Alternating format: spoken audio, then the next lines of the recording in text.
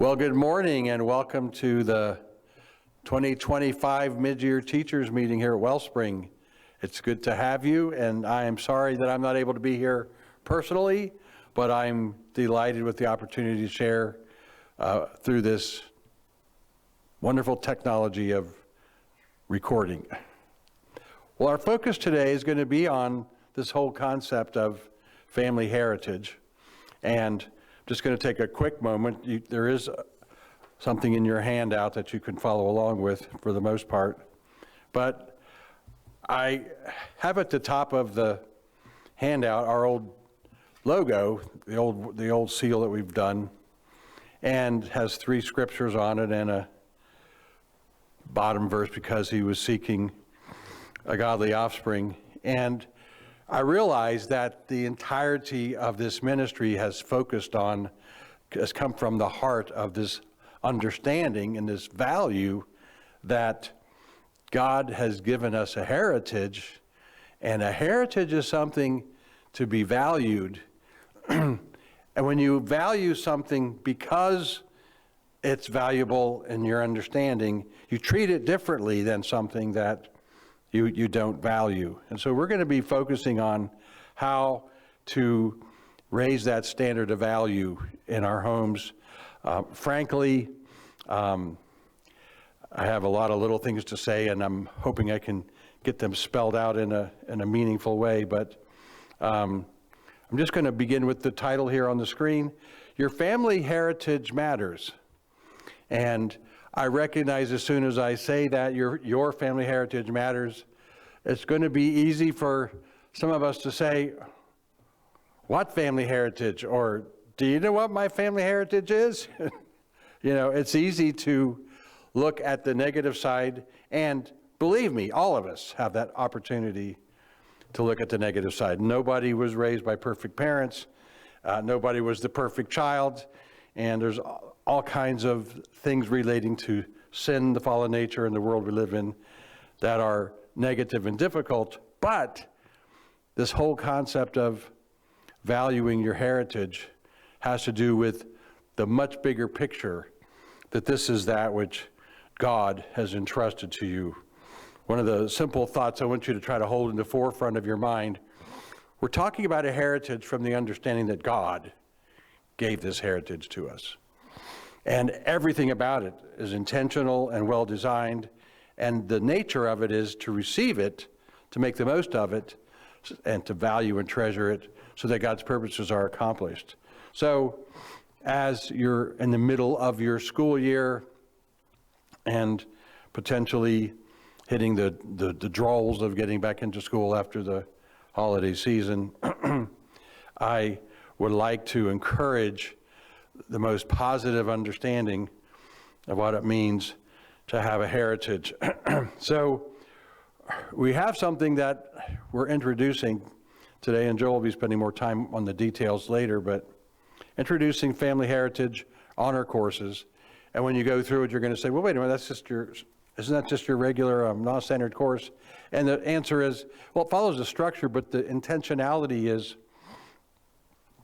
to look at what is already close at hand in your family and in your home, and make sure that you're not running past what's actually there that God has for you, because that's where your heritage starts and springs from.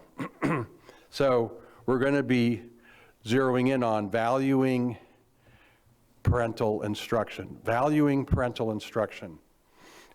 For young people, the whole difference in your life is going to be based on your attitude towards who's instructing you.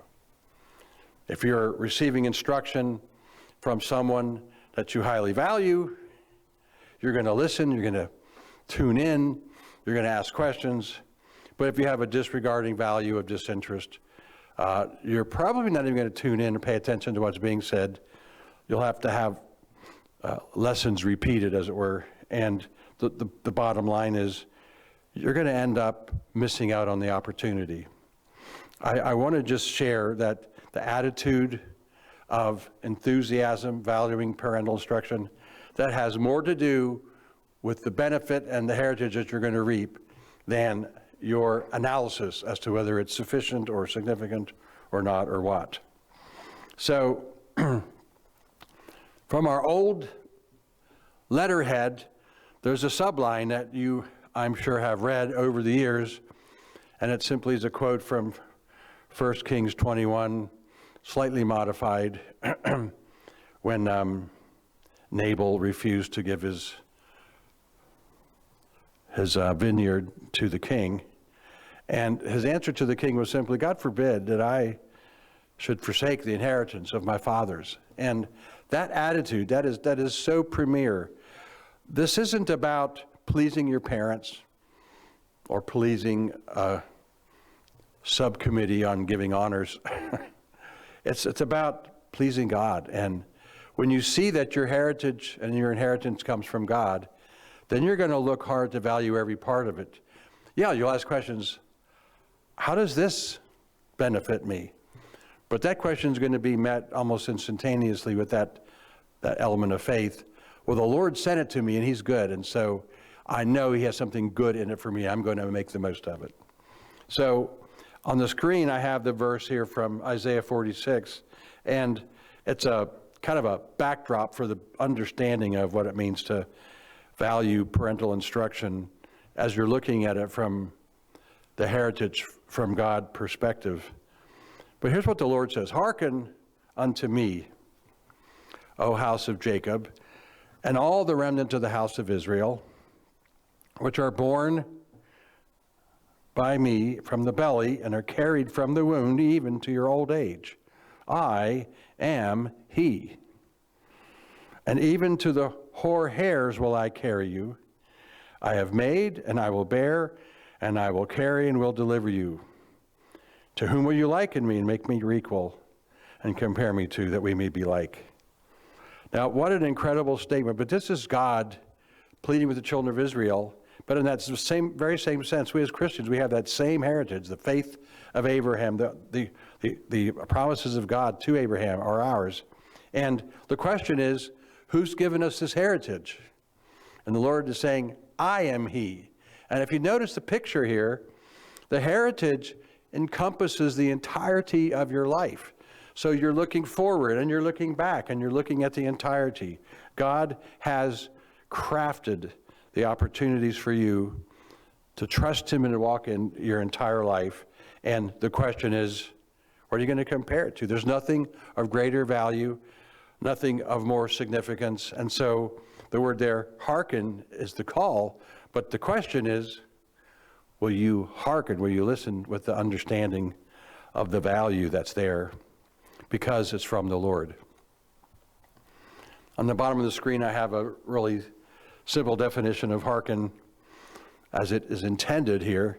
Hearken means to value something by listening, doing, and sharing. That simply means I'm listening carefully so that I can carry out what was done, and it's meaningful enough to me that I carry on the message and share it with those coming in the next generation, etc. So the question is hearken. And I'm simply going to say, as I go through this discussion, it's impossible for a child to value the words of the parent if the parent doesn't value their own words. And it's impossible for a parent to value their own words if they don't recognize that what they're sharing is that heritage from the Lord. They're bringing into the mix. This is what the Lord has said. This is how we're crafting and shaping our life, so that it's always about the Lord and his plans and his purpose and our faith and our trust in him. So that's what it means to hearken. By the way, 150 verses in the Bible, most of them in the Old Testament, on hearken. And that's not a word that we regularly use, but it might be an interesting Bible study to do sometime, to just recognize time and again the fault of the children of Israel, failure to hearken. The promise to the children of Israel, hearken unto me, and I will show you great and mighty things that you know not.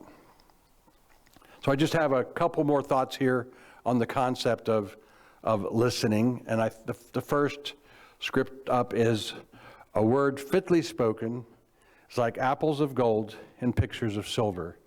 Now, I just want you to pause for a moment and ask yourself a question as a parent. As anyone speaking as the Lord has ordained in order to speak, do you value those things that God has you to say in such a way that you present them in the high, valuable, honorable manner in which they are? It's an amazing thing. I mean, obviously, a word fitly spoken has an impact, a value. But how we speak, how we say things is what attributes, what gives that values. I have a new term invented by Joel called the cuckoo clock syndrome. I never heard it before, but he was telling about his childhood that they had a cuckoo clock in their German home, and he was familiar with it all the time, and he would have friends come and visit, and they would get annoyed at this. How do you put up with that noise all day long? And Joel said, what noise? He had grown accustomed to it. But the picture that he painted from it was, it's possible, and here's parents where valuing your words is so important. Do you just say things, and you say them in frustration, and you say them more, and you say more intently? Or are you pausing and realizing, I have a really important, a really valuable role, and I'm passing on a heritage to my kids. I want them to understand that my words are of importance. My words are valuable. And do just pause and give consideration. The most influential piece of child rearing advice that my wife and I received before we ever even had our first child, we were reading this little book called Children Fun or Friendly.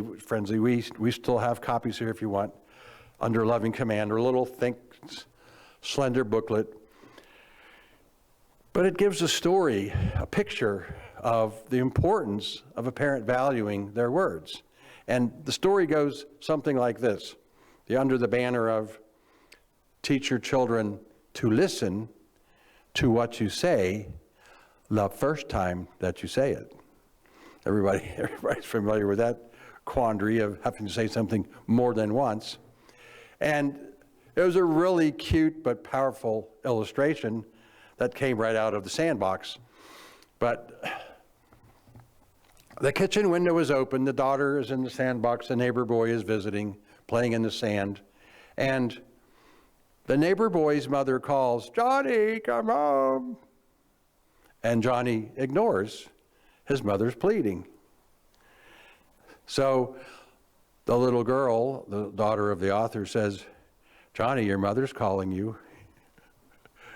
And Johnny said, "No, she's not." And she was somewhat puzzled, and this occurred one or two more times.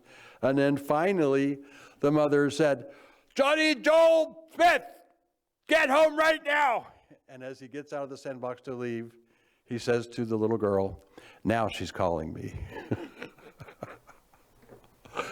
So the picture was to illustrate, from real life, we train our children to not value our words when we don't value them. Why would you want to say something more than once? And you have to give some thought to it. Maybe I should have asked the question different. Should you ever so devalue what you have to say that it's your expectation that you're going to say it repeated number of times?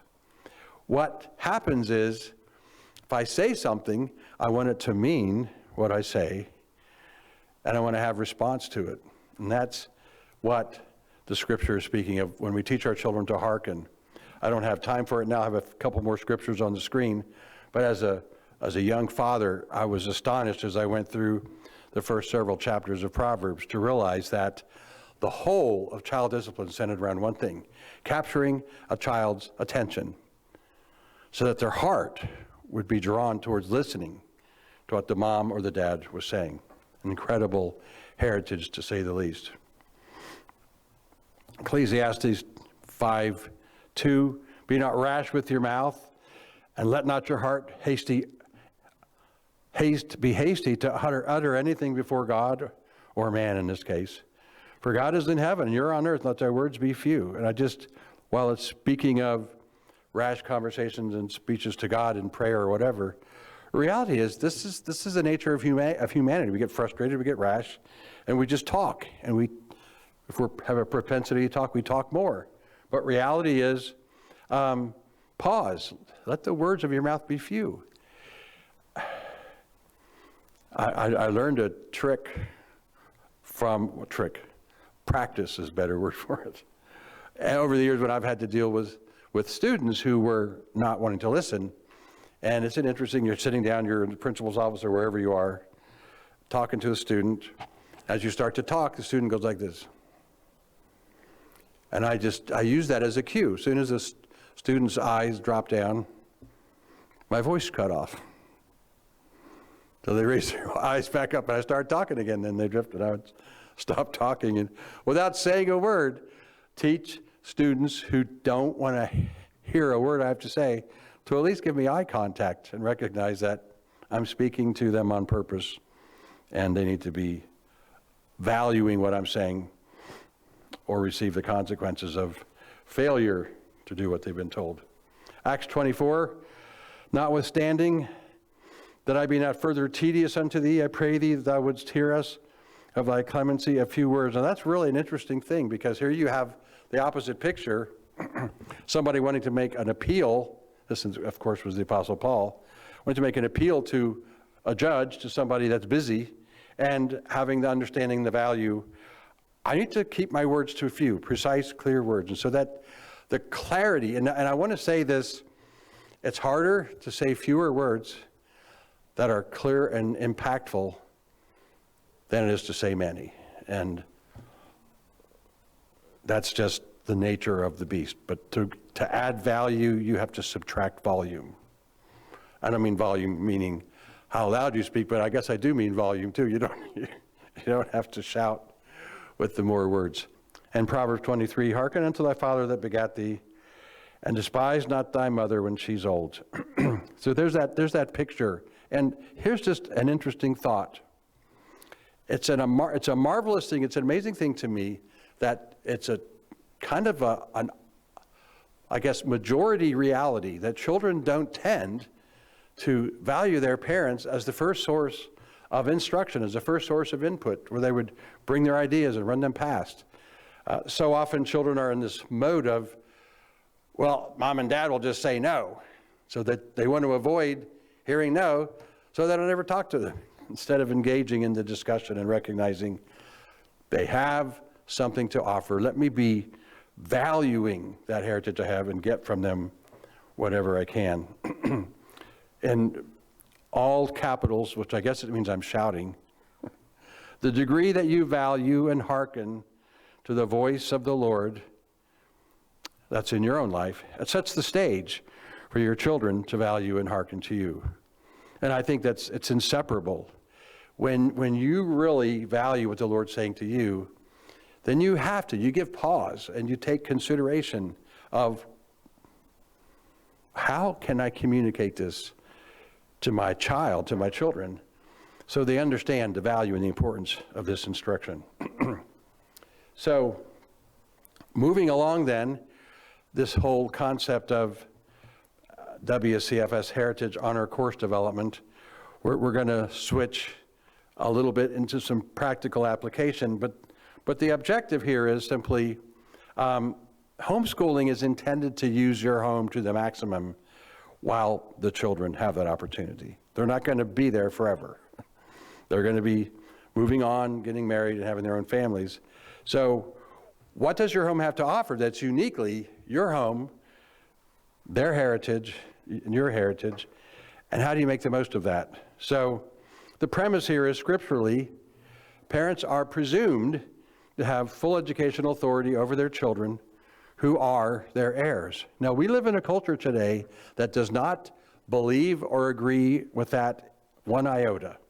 The whole entirety of the public school educational system imagines that the things that the school community want to teach, that those are the most important things the child has to learn, those things whether the parent likes it or not.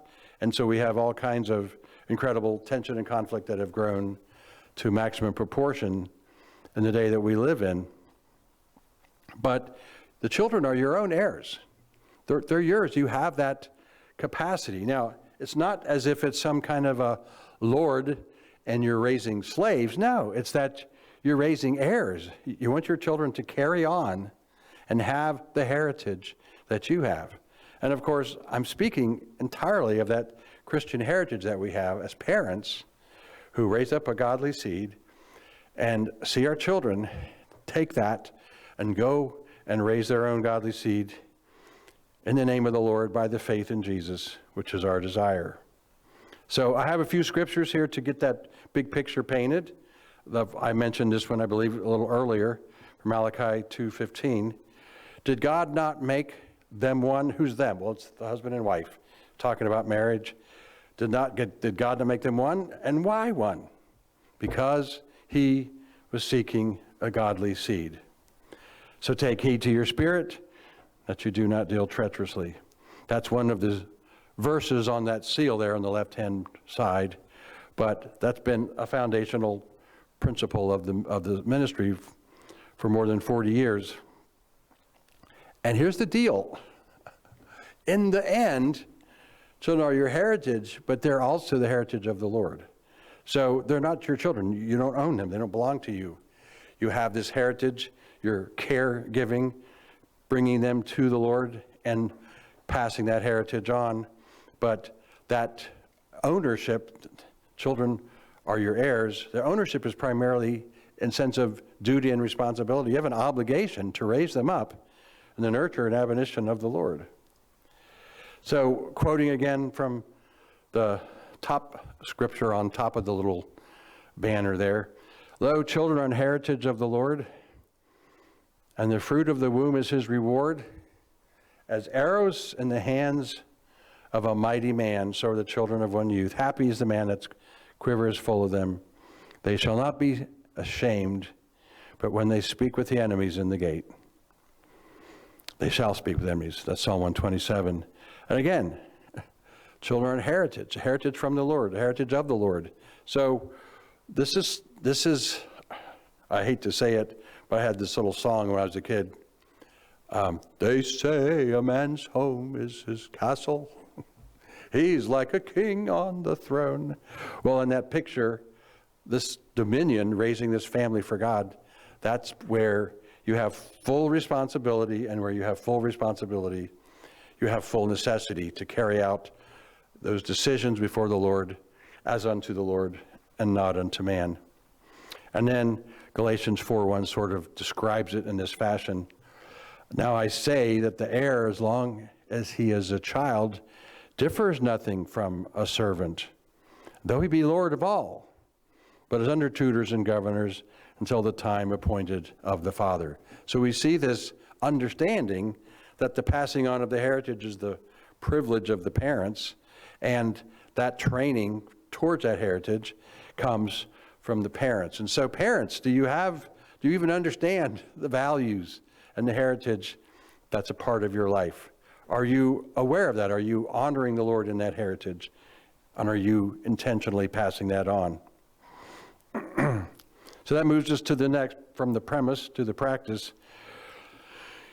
In practice, honor means to value what you have. Honor means to value what you had. So we're going to have these heritage honor courses, valuing what we have. And so it's an intention here in terms of these courses to just help us buckle down and focus and recognize here are the things that God is providing for us to do. Let's do them intentionally. Let's do them with clarity. Let's do them with objectivity and measurability, and pass that heritage on by the grace of God.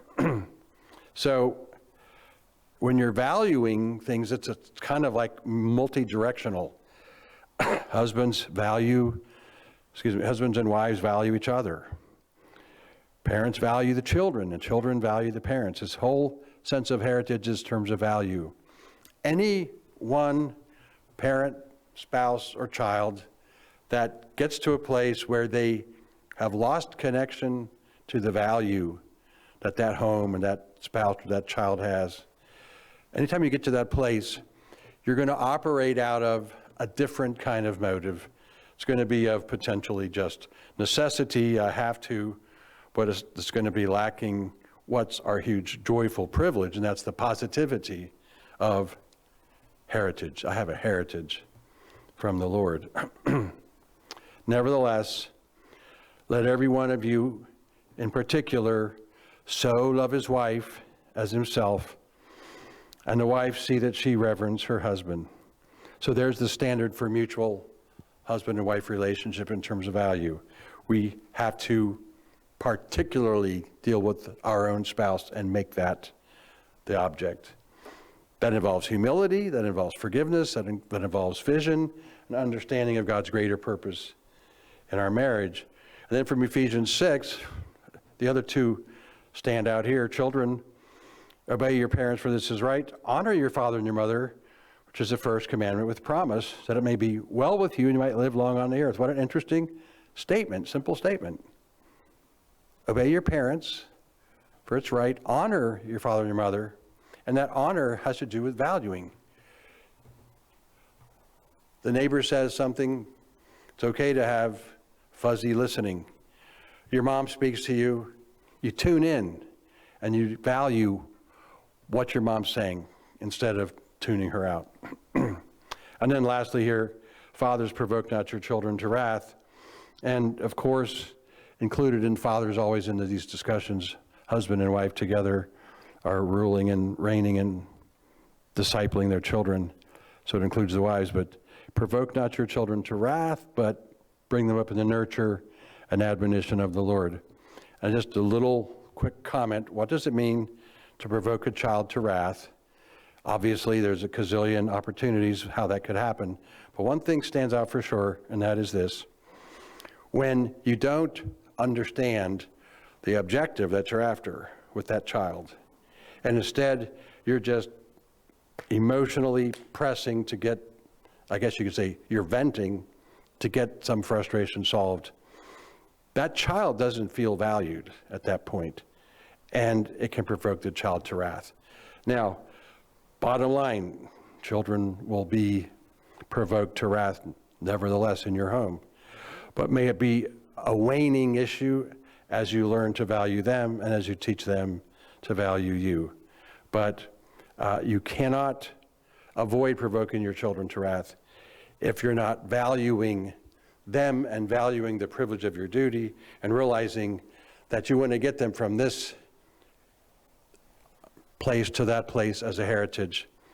Again, that picture of apples of gold and settings of silver come to mind, where you're considering the impact of your words.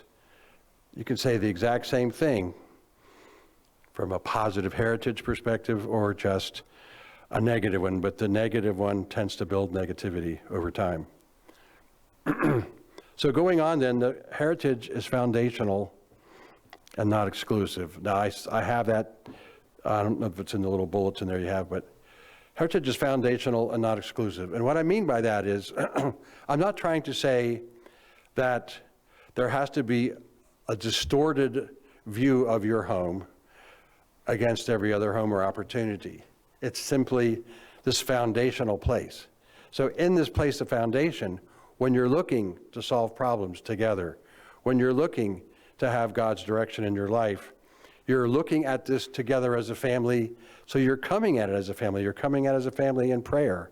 And when I say it's not exclusive, in that process, your family will interact with other families. And as your family interacts with other families, it'll interact with other needs. As you recognize that your children have needs, you're going to be prayerful and considerate, and you're going to be on the look for God to provide for those needs. So the foundational heritage opens me up so that I'm able to receive from a wider variety of opportunities that's round about me. The big difference I want to make here is, though, it's possible to think that you have nothing to offer, that your home has nothing to offer, and so you're going to be looking, well, maybe over here, or maybe that, maybe this. And it's possible to become a bus driver to outside activities because you don't have the proper value and understanding of what's treasure and appropriate inside your own home. With that in mind, I want to jump into the heritage honor courses.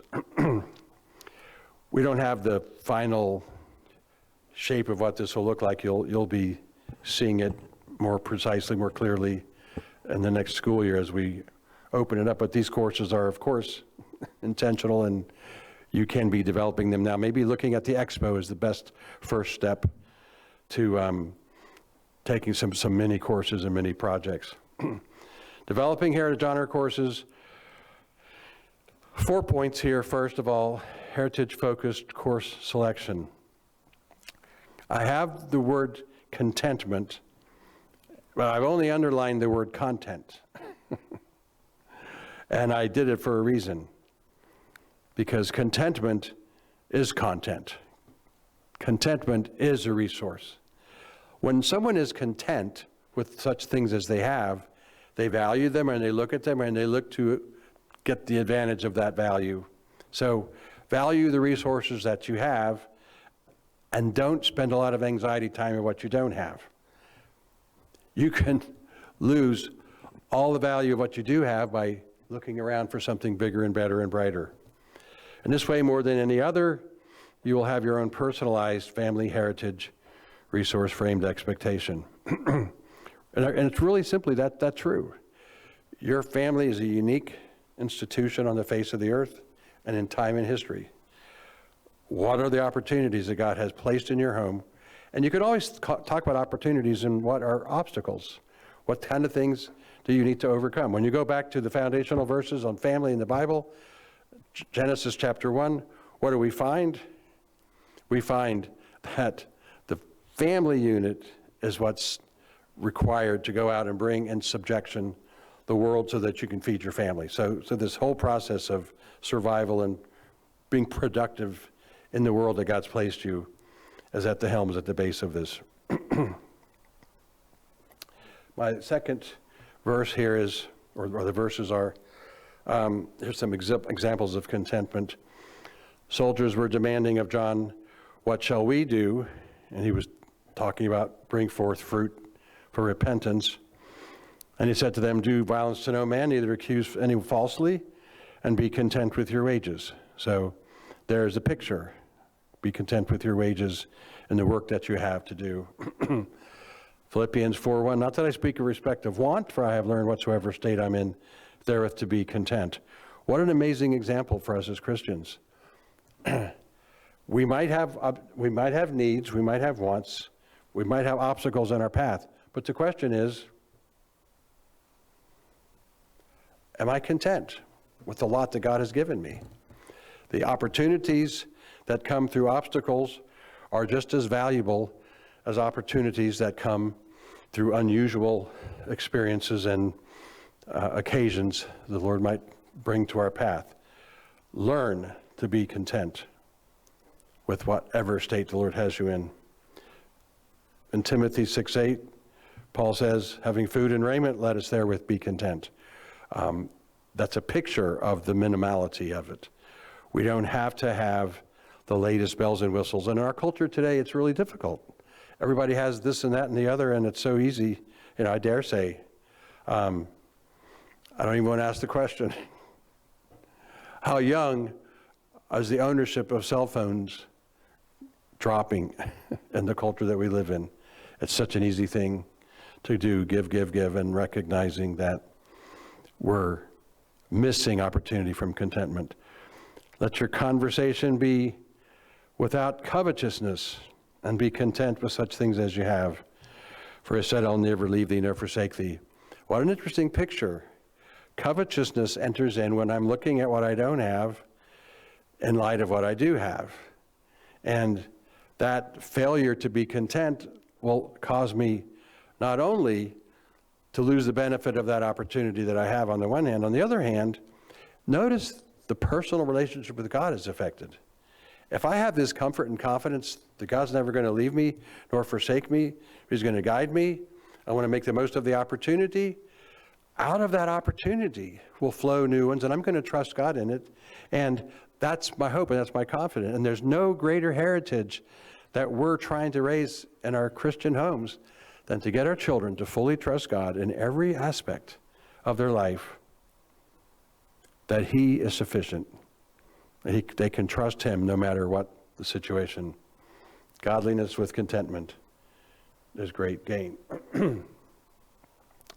Second part of these honor course development is this concept of heritage-focused course goals. What are your expectations? Discern God's legitimate goals or objectives. Do not have goals of appearance, but as the Lord said to Samuel, look not on the countenance. I'm going to pause there just to get back to the introductory point. What are your expectations? I think evaluating and recognizing what your expectations are is the number one central piece of how we get to this understanding of treasuring and valuing the heritage that we have.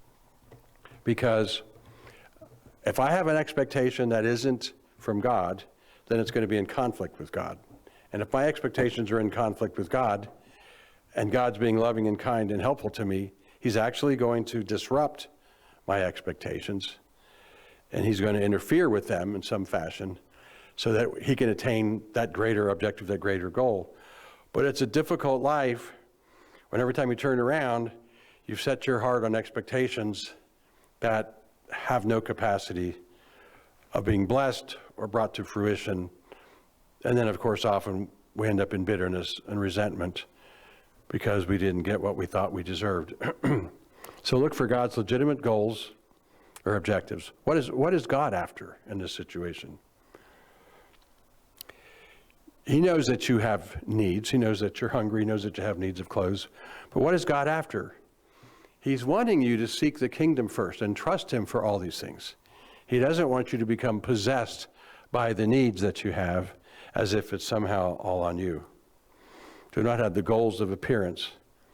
Now, what does that mean? Well, a goal of appearance means I'm going to look good and people are going to think well of me when I've done this. So I have that motive. And that is so easy to do and so easy to slip into blindly, thinking that, well, I'm going to have favor with God and men. Is anybody clapping yet? Anybody applauding? So this picture from Samuel anointing David, the Lord says, don't look on his countenance, on his height, because I have refused him. For the Lord sees not as man sees. For man looks on the outward appearance, but the Lord looks on the heart. So the picture is God's after something deeper in our heart, and it's not necessarily something that you and I can see from our natural perspective. So we have to train ourselves to look for that deeper, eternal, spiritual objective that God's after, and cooperate and incorporate it into our school.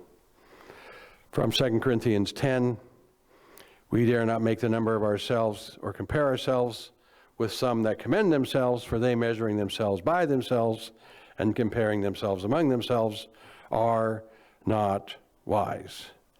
What an interesting thing that in this whole realm of spiritual warfare, which that chapter is speaking of, there's this conflict where we're trying to gather as many likes on Facebook we can get to confirm and to help us be comfortable and confident with what our goals we're setting.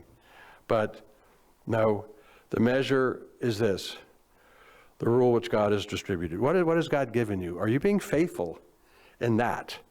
Because if he's giving us something to do and we're being unfaithful in it, success and all the other items, at best is vanity, and at worst is a loss of heritage. 3, use heritage-focused course methods. And by now you're probably realizing, well, this is a non-standard course form, isn't it? And structurally, yes, it is. Spiritually focused, I want you to be paying attention. Are you making the most of your resources? Are you being a good faithful steward of the resources God's given you? What does your family or home have to offer from the Lord, and how can you use it? First point, don't be an idealist, be pragmatic. Meet your family's needs. Okay, what do I mean by that?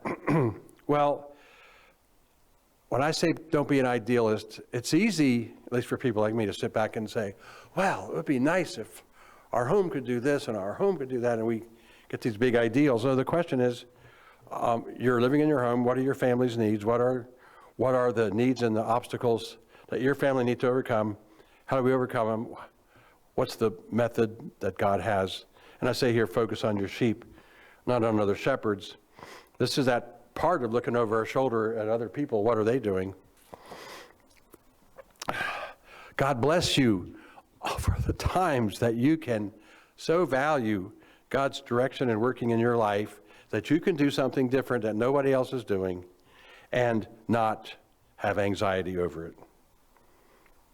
It takes training and it's process sometimes. I still remember to this first day, with great vision and purpose and intentionality, we started homeschooling way back, 1982.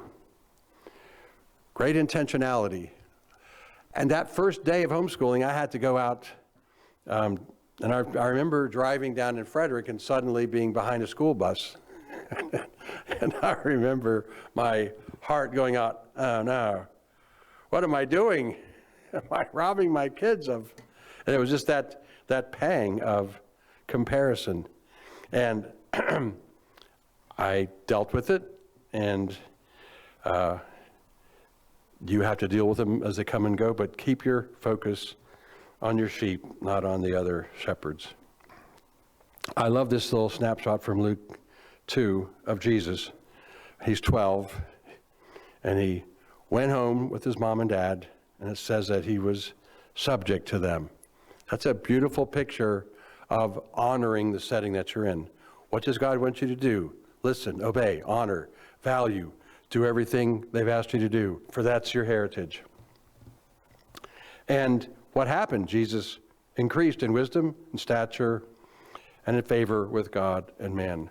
First, if there be a willing mind, it's accepted not what the man has, but what a man, not according to what he has not. And the Lord said then, who is this faithful and wise steward whom the Lord will make rule over his household, to give them their portion of meat in due season? Who's the faithful steward? The one that makes the most of the opportunity, the one that's faithful in the little circumstances.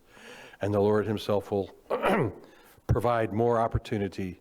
And that more opportunity comes right in the middle sometimes of these faithful expeditions, to be sure. And number 4, last point here, heritage-focused portfolio contents. This is probably one of the most valuable methods in developing meaningful course activities in your home, no matter what you're doing, but especially if you're thinking of family heritage, honor type courses.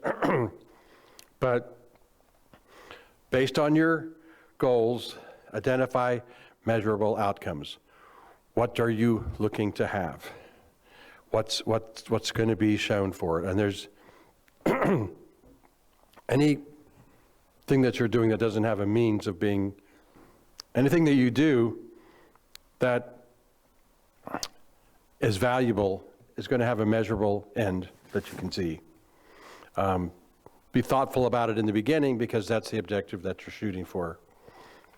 Clearly describe what objective will look like when it is accomplished. Be solution gathering parents, because that will create your heritage. But the more they afflicted them, the more they multiplied and grew, and they were grieved because of the children of Israel. Isn't it interesting that overcoming hardship is such a key heritage to God's people? With that ends the basic presentation this morning. And I apologize that I won't be able to be here, but enjoy the rest of the day. And Joel's going to ask me a couple of questions